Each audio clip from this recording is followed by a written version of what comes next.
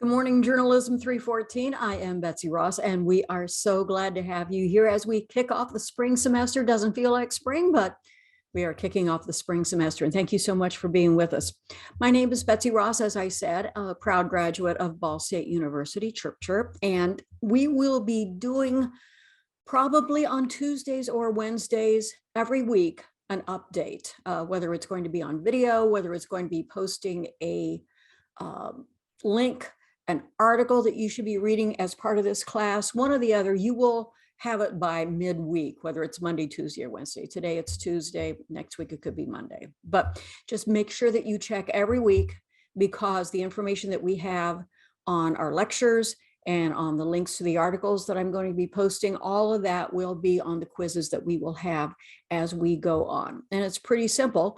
The information is going to be right there. Obviously, when we get into the quizzes, they will be open book, because you will be able to reference the lectures and the articles for your information. So a lot more information on this class and how we're going to run it is part of our syllabus. So make sure that if you've not accessed that, please do so, to give you a little bit of background. And any questions that you have should be answered there. If you have any other questions, of course, email me, betsy.ross@bsu.edu. So I wanted to jump right in and start with our very first lecture. And we're going to be talking about really what is sports PR.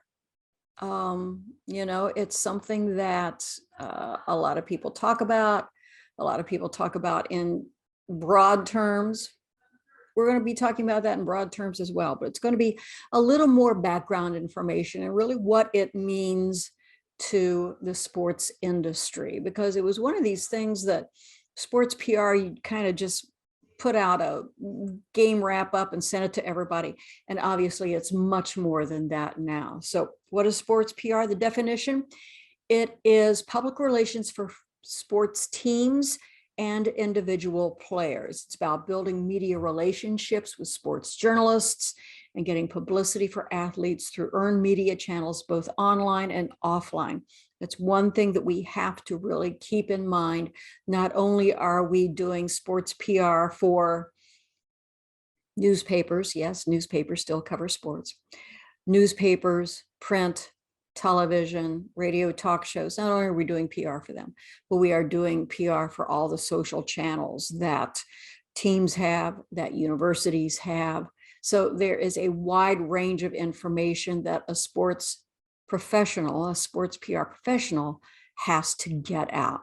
What does sports PR include? Well, they serve national and international audiences, even if they work for teams in small media markets, because while press organizations have consolidated, folded, or shifted, as we know, messages travel faster and farther. A good example is that I'm in Cincinnati, Ohio. So there is a Bengals fan team in London, England. Why? We asked them one day and they said they like the colors. They like the orange and black. That's why they're Bengals fans, but they're in London, England. They have a bar that they go to and they watch the games, and they are fans because they can follow the team in real time because of social media.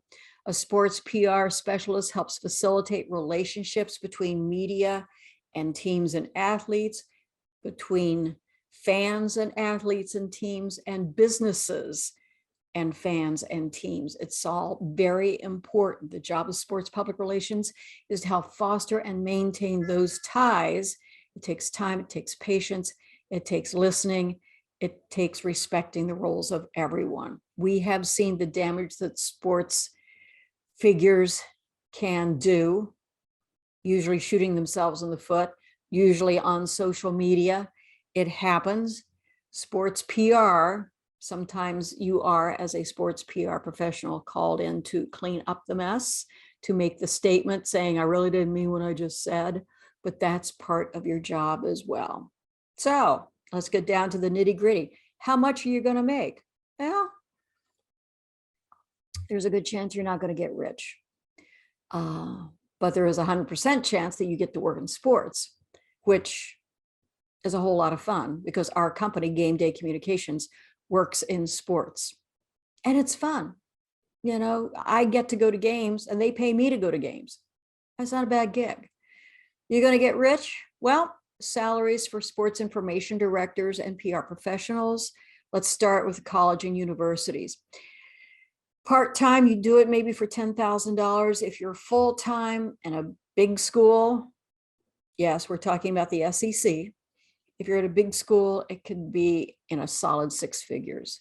35 to 40, 45,000. You know, that's about what you are going to make as a sports information director. Whether you are sports information director overall for the PR for a sports department, an athletic department, or whether you have, as some of you who may be working in Ball State's athletic department, sports information, you do sports information for 2 or 3 different sports. That's run of the mill. That's what almost every university does. You know, you work in women's basketball, and then you work in track and field, and then you work in softball. You'll have 2 or 3 different sports. The links that you see are the comparable pay for sports information directors at the university and college level. At a professional level, for example, Major League Baseball, you can make a little more than that. You can make up to 75, 78,000. Again, that second link that you see talks about what you can make if you're a sports PR person on a professional team, on a professional level. What are your tools? Be a good writer.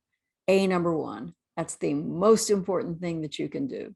Be a good writer and a good communicator, because everything that we do as communicators starts with that, starts with having a subject and verb and they match. And I laugh, maybe you're laughing, but sometimes that doesn't happen, especially in social media. So be a good writer, be organized, be a good listener. Listen to what the fans want and what content you can give them, and listen to, for example, if you're covering a team, listen to the individual student athletes and you'll hear their stories. And you'll say, oh, that's a great story that I should pitch to so-and-so, because it's a good human interest story. The whole idea of doing PR is that you want to put a face and a feeling onto these student athletes. You want people to have an emotional connection to your student athletes, so they care and they follow them, and they'll follow the program, and they'll follow the university, and they'll become fans. And oh, by the way, they may donate, and they may come to the games, and they may buy student tickets, season tickets. That's all part of what your job is. Know your subject. Again, listen to the student athletes and hear their stories. Know not just about the student athletes, but the coaches. Find out their backstories and know the sport. Yeah, we all know football and we all know basketball because we're in Indiana, we know basketball. Maybe we don't know lacrosse. Maybe we don't know soccer that well. Know the sport, very important. Be responsive to media requests, because if they don't hear from you, they're going to go to another school, another program, and you don't want that. You want to promote your program. And then be flexible, because things change, especially in the media market now. An interview that you set up for 11 o'clock this morning may get canceled because there isn't a reporter available. There isn't a photographer available because staffs are short. That's why it's so nice to have a resource like SportsLink that not every university has. And we are so fortunate to have it at Ball State, because SportsLink gets to tell these stories. And you tell them on your own terms. You put it out there on social media for your fans to see, because people would not subscribe to SportsLink, or they would not subscribe to the different teams' social channels if they didn't care. And so that's the great thing about social media.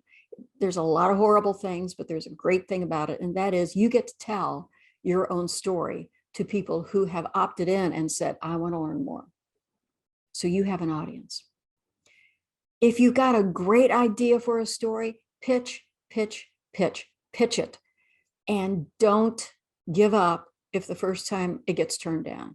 When you know your client, your sport, or your event, you know what makes a good story, and offer that story to your media list. And we will talk more about putting together a good media list as we go on to the semester. Make it as easy as possible for them to do that story. If they don't take your first idea, do not get discouraged. Keep giving them ideas until you find one that clicks, and then thank them for doing the story. That is so important, to follow up and thank them. You're building that relationship with those people in the media. So the next time, if you thank them, the next time they'll remember that you took the time to say, thank you. Not everybody does that. And think beyond the sports page when you're thinking about pitching a story. For example, the college football championship, $150 million it means to Indianapolis, $150 million in economic impact for that one game at Lucas Oil Stadium. An NFL playoff host city could see up to $15 million in an economic impact jump. An LPGA stop in Cincinnati coming up in the summer can mean up to $12 million in economic impact. So there are other stories to be told. There are stories about the restaurants in Indianapolis that had booming business because of the college football playoff and all the fans who came in. A playoff city in the NFL, when it's a city that's going to be the #1 seed throughout this year, it's Nashville. Nashville, of course, is a city that you will go to anyway. They have a big tourist industry, but this will be more than one game that they potentially could be the host for. And again, the economic impact that means is huge. So there are a lot of other stories that you can pitch besides just, oh, by the way, we have a sports event coming up. So this is the basis of everything we're going to be talking about this semester. Sports PR, what it means, how you do it, why it is important. And it is important, especially in this season of so many people are eager for sports. We are back after last year not being able to go to games. We are back. May have a mask on, but we're back, and people are just so hungry to have that experience. And it's up to us as sports PR professionals to feed them with all that information, because a real sports fan, you cannot give them too much. And they always want to know the background. You know, tell me something that maybe Joe Blow on the street doesn't know. That's why they subscribe to those social channels. Tell me something that the casual fan doesn't know. So that's just a broad base of what we're going to be talking about this semester. Told you a little bit about me at the beginning, but I can tell you a little bit more. As I referred, we have a sports and events PR company in Cincinnati called Game Day Communications. We are in our 20th year right now, and the name is kind of what it says, and what we do is we work with sports, we work with events. We put on the Flying Pig Marathon every spring here in Cincinnati. We work with travel and tourism. We work with the chamber on its events and different things. And probably still about 60% of what we do has something to do with sports. We kind of have branched out over the years because that's what your company does, but we branched out over the years to cover other things. So that is a little bit of background about our company. I've got my bio up on the syllabus and you can see that as well. So again, thank you for being part of this class.